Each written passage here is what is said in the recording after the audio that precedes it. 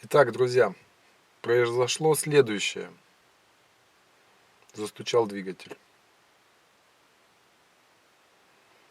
Я честно не знаю. С одной стороны, это больно, это по деньгам. Чтобы вы понимали, это машина останавливается, машина встает. Нужно ее ремонтировать, нужно искать деньги на ее ремонт.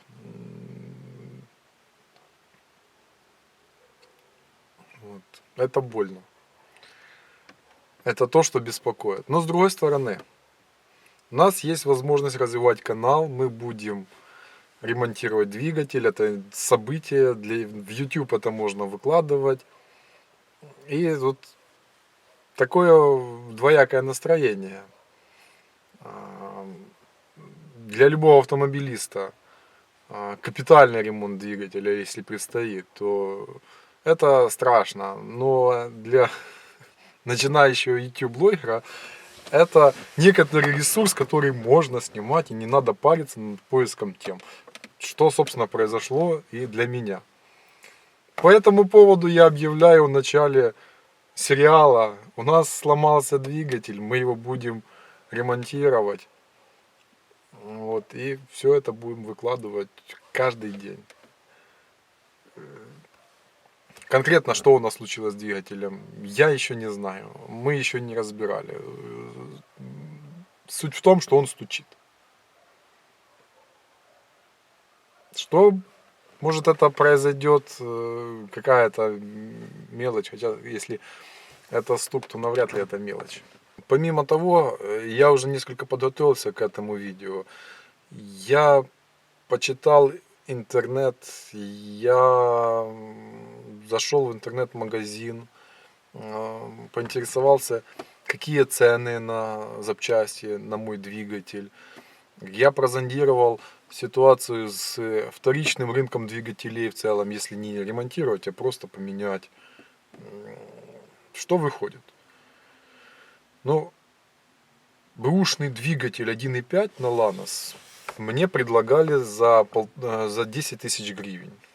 В состоянии хорошем, с пробегом, как сказать, 155 тысяч километров. Вот он стоит 10 тысяч гривен.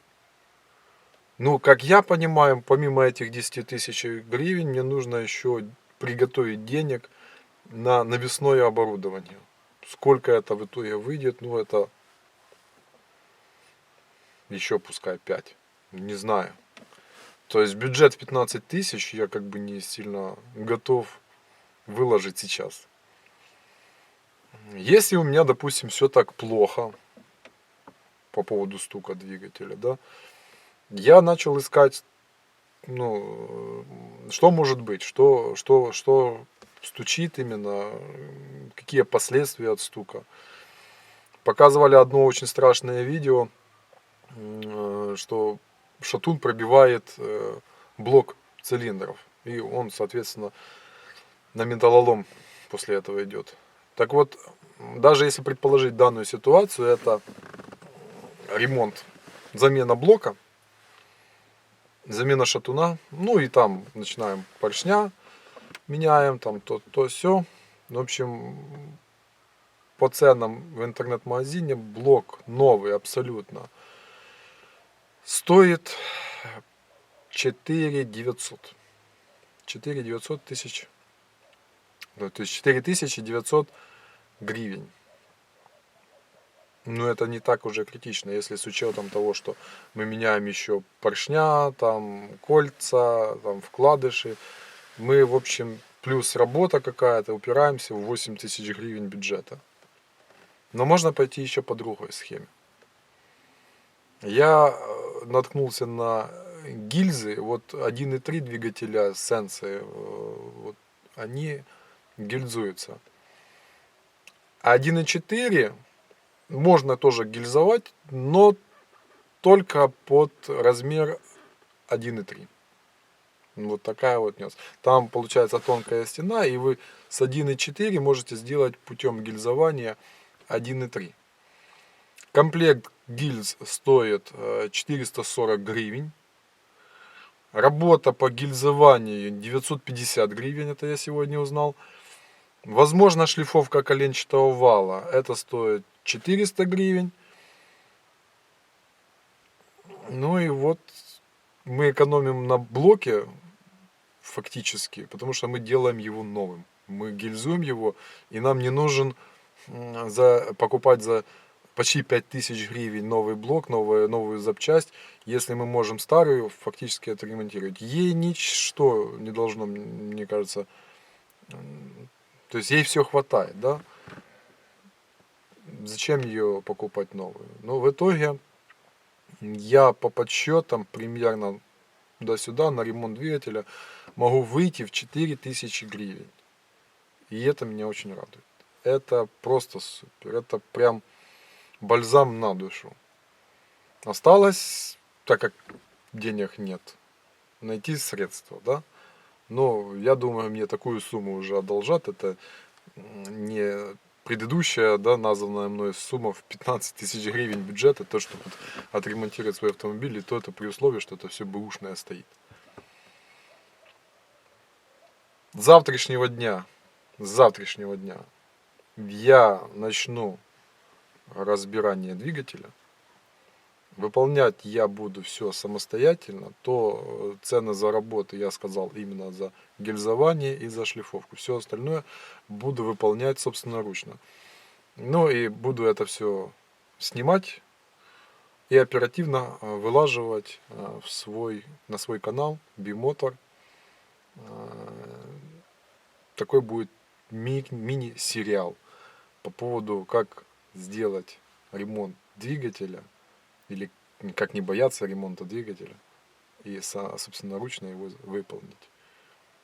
Вот как-то так. Не святые горшки лепят. Ну а сегодня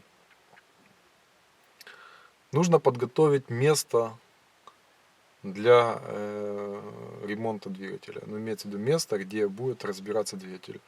Дело в том, что у меня в гараже, ну, честно признаюсь, я очень себя сильно ругаю за это. Нет порядка. Это проблема, я думаю, многих хозяев гаражей. Вот это, наверное, одно из направлений, скажем так, это одно из направлений тематик, наверное, в YouTube было бы выкладывать вот. Да что я милю? Давайте так. Сегодня мы будем заниматься уборкой гаража для предстоящего ремонта двигателя. Чтобы было все аккуратно, было где разбрасывать эти детали двигателя, разлаживать их, чтобы они не лежали на инструменте вперемешку с инструментом, чтобы можно было где-то это все сделать. И снимать это я буду все в режиме миниатюры. Вот, чтобы вас не напрягать, попробуем это красиво в этой камере есть режим миниатюры. Хотелось бы посмотреть, как это будет выглядеть. Ну вот. И давайте заведем двигатель, еще раз послушаем. В принципе, я вам другой покажу, как он стучит. Да, у меня уже записано это. Ну ладно, погнали.